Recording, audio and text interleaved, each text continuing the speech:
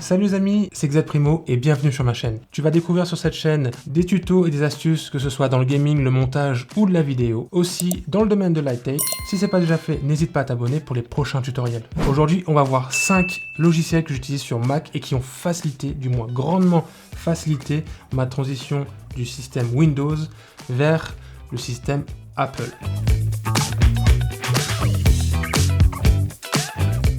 L'une des premières applications que vous devez certainement connaître pour ceux qui utilisent Apple depuis un certain moment, c'est la petite application qu'on va retrouver sur l'App Store qui s'appelle Magnet, qui est à peu près environ un peu moins de 10 € et ça va nous permettre de garder notre espace de travail organisé et augmenter notre productivité. Comme vous le savez tous, avec Mac, on ne peut pas forcément grapper les fenêtres en bas et à gauche, un peu comme sur Windows, pour recadrer facilement et rapidement toutes les fenêtres qu'on a de travail.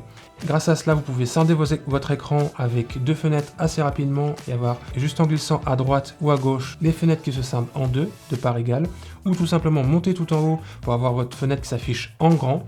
Et vous pouvez aussi le faire soit en 4 ou en 3, selon ce que vous avez besoin pour diviser. Donc c'est une application qui justement permet d'organiser plus facilement et intuitivement votre PC si vous venez de Windows, parce que ça ressemble clairement à l'organisation de Windows au niveau des fenêtres. Donc comme vous le savez, j'ai utilisé le Windows pendant très longtemps et j'avais mes raccourcis, mes petites astuces comme Alt F4, copier-coller. C'est des astuces qui sont anodines sur Windows ou des raccourcis qu'on utilise un peu partout sur les logiciels qu'on va pas retrouver forcément sur le système Apple. Du moins, ce sera totalement différent au niveau des raccourcis vu que le clavier ne sont pas forcément les mêmes. J'ai trouvé un petit logiciel entièrement gratuit qui s'appelle Sheet.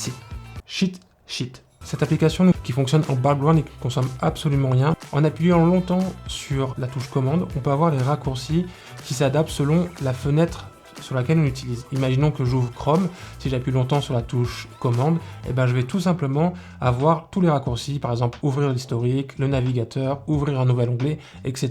Et je trouve ça franchement très utile. Dans un premier temps, il m'a servi à peu près environ 2 semaines et on va dire que ça m'a permis d'intuitivement, au lieu d'aller chercher sur une source internet quel raccourci pour ci, quel raccourci pour ça, juste en appuyant sur une touche, j'avais directement les raccourcis affiché devant moi. Et franchement, c'est un gain de temps de ouf lors de mon apprentissage sur le système d'exploitation d'Apple. La troisième application que je vais vous conseiller, c'est l'application Fermata.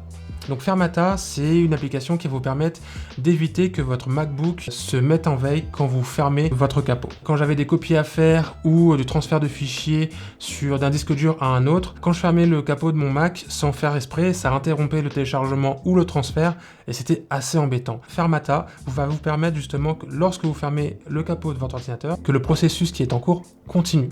Vous avez la possibilité justement avec Fermata de régler dans les préférences combien de temps vous voulez que l'ordinateur reste actif lorsque le MacBook est fermé ou non. Imaginons que je fasse une copie sur un disque dur ou une clé USB, je ferme mon MacBook, donc généralement je le laisse en mode illimité, comme ça je sais que la copie se termine assez rapidement.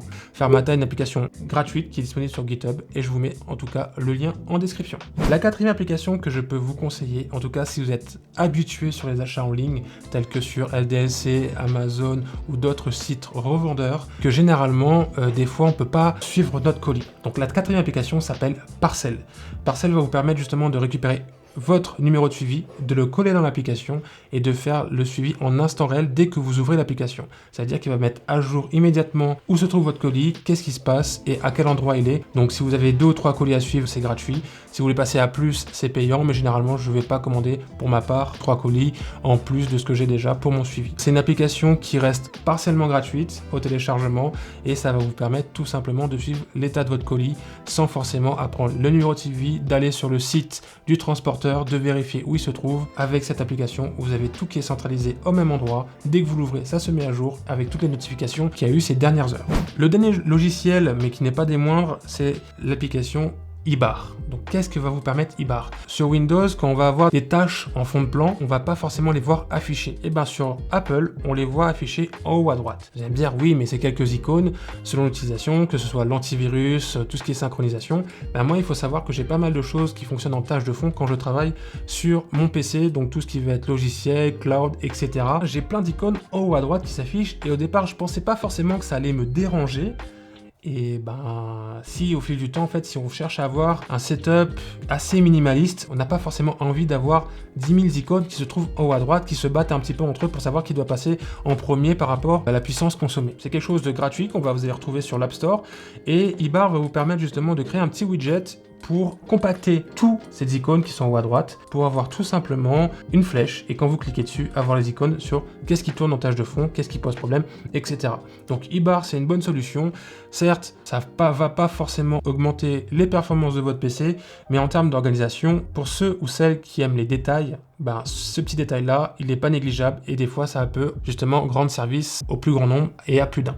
En tout cas, merci d'avoir regardé cette vidéo jusqu'au bout. Je trouvais pertinent de faire cette vidéo parce que je trouvais intéressant de partager avec vous, moi, ce que j'ai recherché à droite et à gauche, qui m'ont permis justement de faciliter ma transition de Windows vers Apple. Si toi aussi tu as d'autres logiciels ou d'autres applications qui seraient intéressants pour la communauté ou pour moi-même, n'hésite pas à le mettre en commentaire, que j'y jette un œil. N'hésite pas à mettre un petit pouce bleu et à t'abonner. Et moi je te dis à la prochaine pour de nouvelles vidéos.